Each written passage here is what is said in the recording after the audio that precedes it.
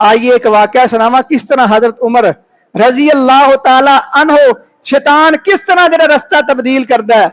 नबी अलैहिस्सलातु वस्सलाम दे सहाबी ए दोरा खिलाफत आ गया ना इन्हां दी खिलाफत ते एक ना नौजवान एक औरत दा दीवाना हो गया। दीवाना होया ना तो बार बार गली आवे वो मकान होंदा कोई गुजरे औरत को समझ आ गई ते ये बंदे दी जेड़ा ना नीयत खराब है। उन्हें जल्दी बच्चा भेजा उन्हें आख्या बुलाया पैगाम भेजा कि तू साडे गली अंदर क्यों आना है। उन्हें आख्या मैं दीवाना हो गया तेरा असी आने ये आशिक हो गया। दीवाना पागल आशिक इको चीज है ये फिर किसी की परवाह नहीं करते ना अपनी इज्जत की ना माँ बाप की इज्जत की। फिर आशिक होंगे ना जो दीवाना इको चीज है ना माँ बाप की परवाह करनी है ना अपनी इज्जत की परवाह करनी है ना माँ बाप की इज्जत की परवाह करनी है कि मैं कितने आला खानदान का मेरा माँ बाप नमाजी ते मैं किहड़े करतूत कर लगा। उन्हें आख्या मैं हो गया। उन्हें कहा अच्छा अगर तू हो गया मेरा दीवाना तो फिर मेरी एक शर्त है। उन्हें आख्या एक नहीं मैं 100 मनने वाले तैयार हाँ। उन्हें कहनी एक ही तू मान लै। वो एक शर्त के कह लगे तू इंज करना है कि फजर की नमाज पढ़नी है ते नमाज पढ़नी कितने उमर बिन खताब दे पीछे रजी अल्लाह तआला अन्हु एदे पीछे नमाज पढ़नी है। तो फिर मैंने गल करी एक दिन नमाज पढ़ी तब्दीली आई दूसरे दिन नमाज पढ़ी फिर तब्दीली आई तीसरे दिन नमाज पढ़ी फिर तब्दीली आई आखिरकार इन्नी को तब्दीली आ गई तोबा कर लेंदा है कहंदा आइंदा मैं किसी दी इज्जत ते हमला नहीं करांगा आइंदा मैं किसी दी भैन वाल अख चुक के नहीं वेखांगा।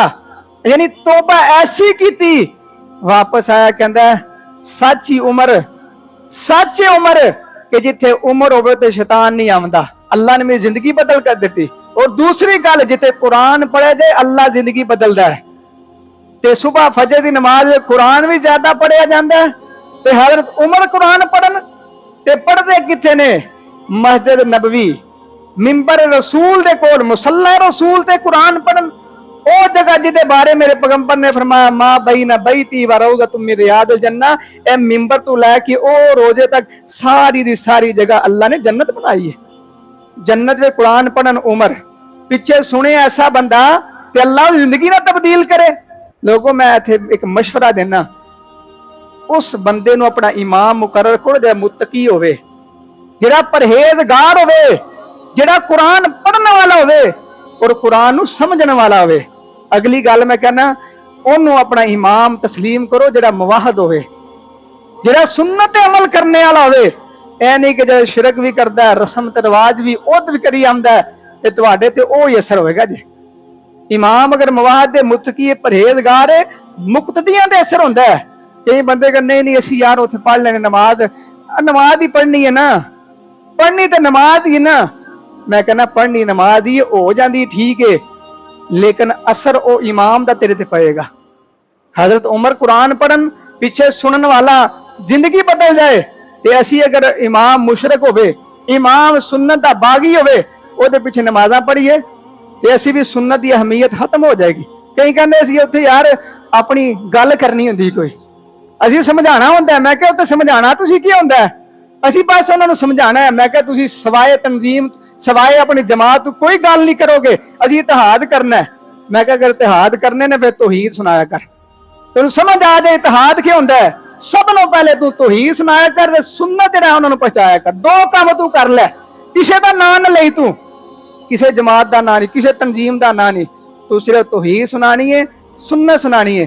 तेनू आपे पता चल जाएगा जेड़ा मेरा इमाम है अल्लाह नाल कितना प्यार करता है। सुन्नत सुनाएगा तेनू पता चल जाएगा रसूलुल्लाह सल्लल्लाहु अलैहि वसल्लम ने कितनी मोहब्बत है। अल्लाह नाल प्यार होए ना तौहीद सुन के ना ते ओनू सुकून आ जाएगा।